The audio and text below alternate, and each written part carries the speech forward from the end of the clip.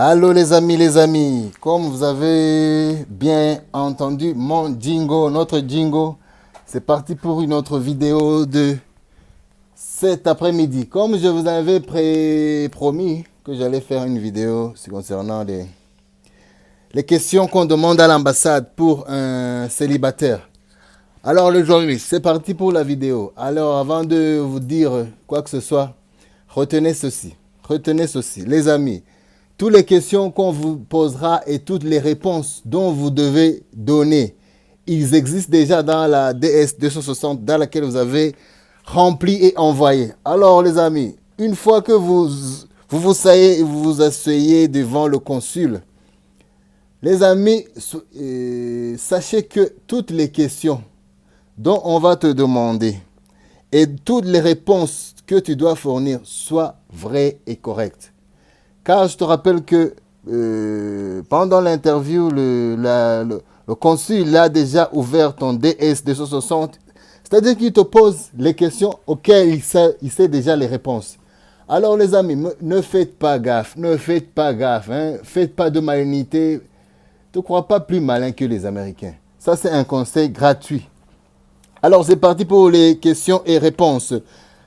Je vous rappelle aussi que ce n'est pas toutes les questions qu'on doit vous poser et toutes les questions ne se figurent pas sur cette vidéo. Alors, pour être un peu clair, ça c'est la plupart des questions qu'on demande, ce n'est pas exactement les mêmes questions. Alors, pour ceux qui me demandaient les questions concernant les célibataires, c'est parti. La première question qu'on peut te demander, est-ce que vous êtes marié? Hein? La réponse est non, parce que tu es déjà célibataire. Ça, c'est comme un piège, c'est question piège. Est-ce que vous êtes marié? Automatiquement, c'est non. Que faites-vous dans la vie? Et la plupart des jeunes sont des étudiants. Dites étudiant. Si vous travaillez, dites fonctionnaire ou employé.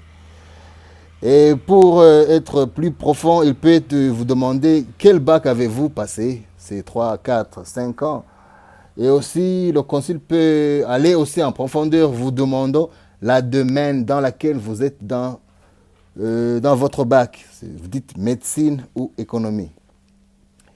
Il peut aussi vous demander les matières auxquelles vous faites. Hein.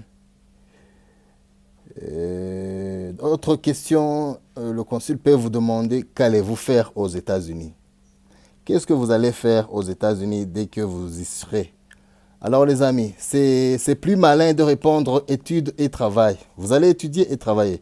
Ça, ce sont deux réponses sûres et certaines. Et autre question, chez qui allez-vous aux États-Unis?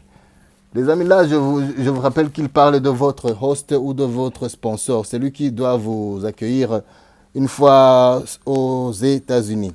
Alors, précisez, c'est un ami, c'est un parent, c'est une cousine, c'est une relationnelle, blablabla. Et il peut vous demander aussi combien d'années votre host vit aux États-Unis. Et les amis, là, répondez, c'est 5 ou 10 ans. Hein? N'allez pas à moins de 5 ans.